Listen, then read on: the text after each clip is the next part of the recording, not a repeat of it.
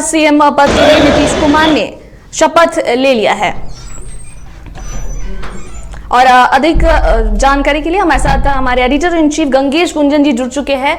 गंगेश जी, 8वीं बार सीएम पद के लिए बिहार के सीएम नीतीश कुमार ने शपथ ली है, क्या कुछ आपकी पहली प्रतिक्रिया है इसे लेकर?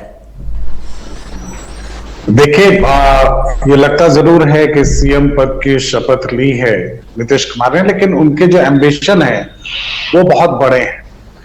और ये आप बस ये समझ लीजिए, इसके पॉलिटिकल मायने अगर समझने हो तो ये मोदी और बनाम नीतीश कुमार राउंड 3 है। फर्स्ट राउंड तब था जब नीतीश कुमार ये चाहते थे कि मोदी प्रधानमंत्री कैंडिडेट ना हो, और उन्होंने फिर तब गठबंधन तोड़ा था। सेकेंड राउंड तब था जब बिहार विधानसभा चुनाव हुए थे और नीतीश बनाम मोदी वो लड़ाई हुई थी।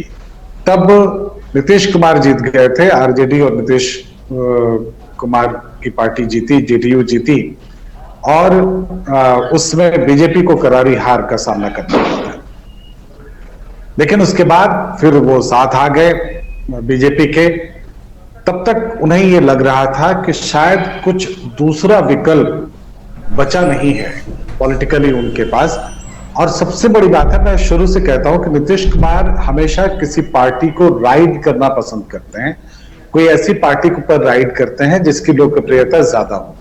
तभी हाल के दिनों में ये उन्हें एहसास हो रहा था कि तेजस्वी यादव एक बड़े नेता के रूप में या सर्वमान्य नेता के रूप में यूथ में खास करके वो लोकप्रिय हो रहे थे।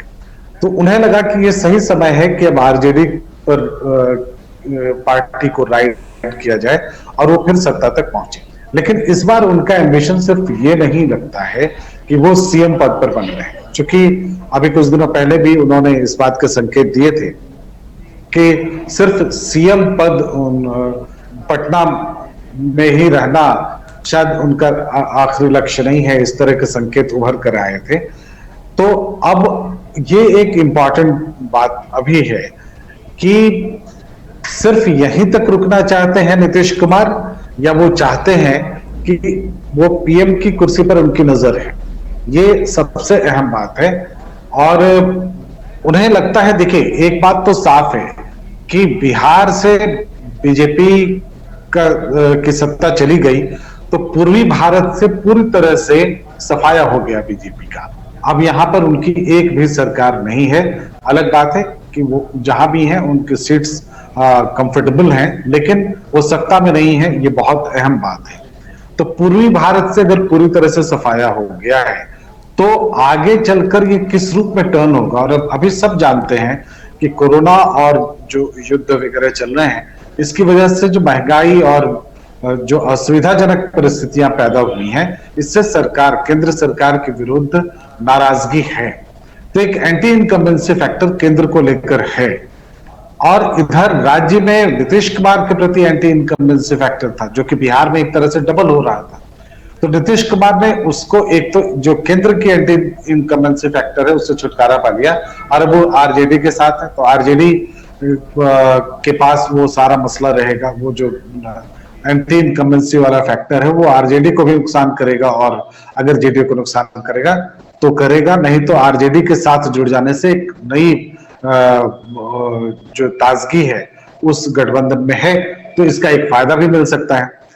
अहम बात यह है कि राउंड 3 है। अब नीतीश कुमार ये चाहते हैं कि मुख्यमंत्री पद पर रहते हुए यहां नीतीश कुमार बिहार में मुख्यमंत्री बने रहेंगे और अपने को सर्वमान्य नेता बनाने की कोशिश करेंगे विपक्ष के लिए। अगर विपक्ष इसके लिए तैयार हो जाता है तो हो सकता है कि जो 2024 का चुनाव है, लोकसभा का चुनाव, उसमें मोदी बनाम नीतीश कुमार की लड़ाई आपको देखने को मिले, जिसमें विपक्ष के नेता के तौर पर, साझा तौर पर नीतीश कुमार आपको नजर आ सकते हैं। यह अलग बात है कि इसमें बहुत सारी बातें ऐसी हैं जो कि बहुत सहज नहीं लगती, जैसे ममता बनर्जी का क्या होगा, जैसे शरद पवार का क्या एंगल होगा, जैसे साउथ के नेता इसको मानेंगे या नहीं मानेंगे। तो ये तमाम फैक्टर्स अपनी जगह पे हैं, जैसे अरविंद केजरीवाल इनको मानेंगे या नहीं मानेंगे।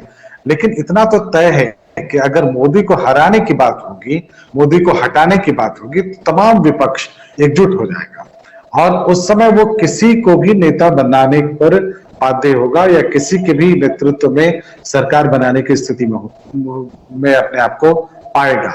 तो इसी स्थिति का फायदा बयान आया है 2024 में वो हम रहे या ना रहे वो नहीं रहेंगे, इसके क्या कुछ मायने निकाले जा रहे हैं?